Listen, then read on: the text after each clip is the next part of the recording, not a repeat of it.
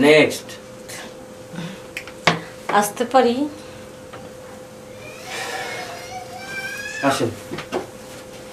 কেমন আছেন? ছিলাম তো অনেক ভালো, কিন্তু এখন বেশি ভালো নাই। কেন? এই যে আপনি আসছেন এই জন্য ভালো নাই। আমার বাপের হাসপাতাল আর আমি আসবো না?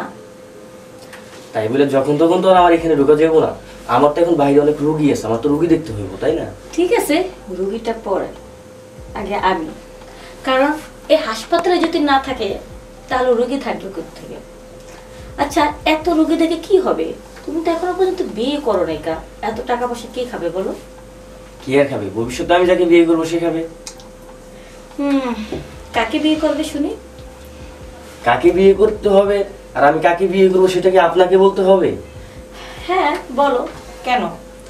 আমাকে কি পছন্দ হয় না? আচ্ছা আপনি এখন যান তো, আমার বাইরে রুগী আছে, আপনি যান যান। আহা, এরকম করতেছো কেন? দেখো, তুমি তো রোগী দেখার জন্য পাগল হও না। একটা জিনিস ভাইবা দেখো, এই হাসপাতালের মালিক হচ্ছে আমার বাবা, আর আমার বাবা মানে আমি। আর আমি বলতে চাইছিলাম, তুমি যদি আমাকে বিয়ে করো না, হাসপাতালের মালিকও হবা, আবার আমার মালিকও হবা। দেখেন, আমি আপনাকে একটা কথা বলি, আপনার বাবা কিন্তু আমাকে অনেক ভালো জানে, আমি তাকে অনেক সম্মান করি, সে জানে আমি অনেক ভদ্র একটা ছেলে। আমি যদি এখন তার মেয়ের সাথে এই হসপিটালে, না আমি এটা ভাবতেও পারি না।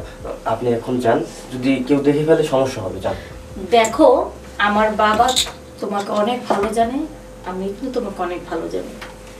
এই জন্য তো আমার বিয়ের প্রস্তাবটা আমি নিজে দিয়েছি। দেখো, আমার মতো অন্য কোনো মেয়েকে তুমি বিয়ে করতে পারবা, তবে একবার আমাকে বিয়ে করে দেখো। সমস্যা নেই, বিয়ে করলে হয়তো তুমি মজা নাও পাইতে পারো, এই সমস্যা ওই সমস্যা নানা হতে পারে, নানান সমস্যা দেখা দিতে পারে, কোনো সমস্যা নেই। বিয়ের আগে তুমি চাইলে আমাকে একবার টেস্টও করতে পারো। আপনি এসব কি বলতেছেন? আমি আপনাকে টেস্ট করবো মানে? হ্যাঁ, টেস্ট করলে সমস্যাটা কি? শোনো, বর্তমানে যার টাকা আছে তার সব কিছুই আছে। একবার ভাইবা দেখো, আমাকে বিয়ে করলে রাজকন্যা পাবা, রাজত্ব পাবা। এইভাবে তোমার কষ্ট করে রোগী দেখা লাগবে না, সারা জীবন তুমি বসে বসে খেতে পারবা। নিজের ভবিষ্যৎ করার জন্য এত কষ্ট করতেছো, ভবিষ্যৎ তো তোমার হাতের মুঠোই। শুধুমাত্র আমার কথা রাজি থাকলেই হয়। আপনার কথা? হ্যাঁ, আসলে আসলে আবার কি আমতা আমতা করতেছো কেন? আমি যা বলতেছি তোমার ভালোর জন্য বলতেছি। হ্যাঁ, আমি সেটা বুঝতে পারছি যে বেঁচে থাকতে হলে তো টাকা পয়সার প্রয়োজন। আর আমি যেহেতু বিয়ে তো আমি করবই, আজ না হয় কাল একজনের আরেকজনের করবই। আপনি আমাকে পছন্দ করেন, সেহেতু আপনি তো দেখে শুনতে খারাপ অনেক ভালো, আপনাকে বিয়ে করলে তো আমার তেমন একটা ক্ষতি হয় না। সত্যি? হ্যাঁ। সত্যি তাহলে তুমি রাজি? ইস, আমার তো কেউ খুশিতে আত্মহারা হয়ে যাচ্ছে। আচ্ছা শোনো, বাসর ঘর তো বিয়ের পরে করবে, তো বলছিলাম কি, তোমার কথা শোনো তো আমার এখন সবকিছু গরম হয়ে যাচ্ছে, এখন একটু ঠান্ডা করে দাও না। এখন কিভাবে ঠান্ডা করব? রুগী আছে না। আহা, তুমি যখন নেক্সট বলবে তখনই তো রোগী আসবে, এখন তো আর নেক্সট বলতেছো না। ঠান্ডা করতে আর কতক্ষণ লাগবে? মাত্র অল্প সময় লাগবে, সেটা একটু না হয় আমাকে দিলা। আরে তোমার জন্য আমি এত কিছু করব, তুমি তো চাইলে পকেট খরচের জন্য আমার থেকে 2-1 লাখ টাকা নিতেও পারো, আর মাত্র আমাকে একটু সময় দিবা না? ঠিক আছে, তুমি যেহেতু বলতেছো আমার সমস্যা নেই, তাহলে চলো। ওকে।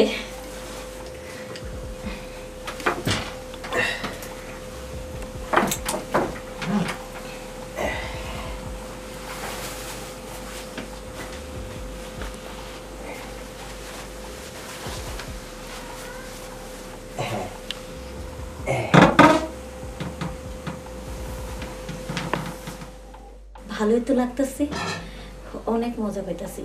নাও, আরো বেশি বেশি করে নাও। কি শান্তি পাইলাম।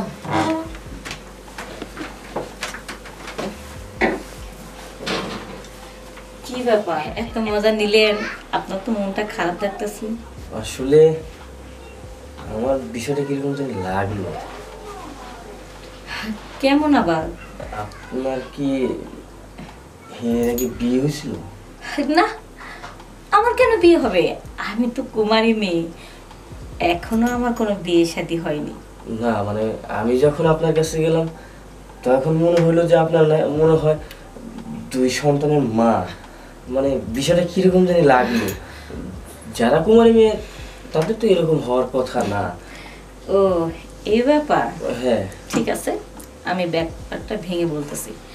আসলে আপনি আসার আগে এই পর্যন্ত না হলো 150-200 ডাক্তার তো আসছি, আর সবার সাথে আমার এরকম ফিজিক্যাল সম্পর্ক হয়েছে। হুম?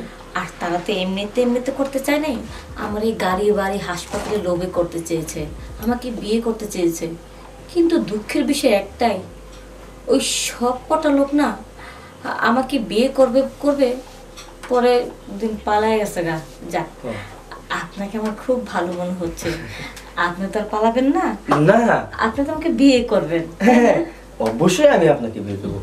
আমি আপনাকে কথা দিয়েছি না আমি আপনাকে বিয়ে করব। যাক, আপনার কথা শুই না আমি খুশি হইলাম। আমি তাহলে আসি। হ্যাঁ, আচ্ছা ঠিক আছে। আচ্ছা বাই। Bye by.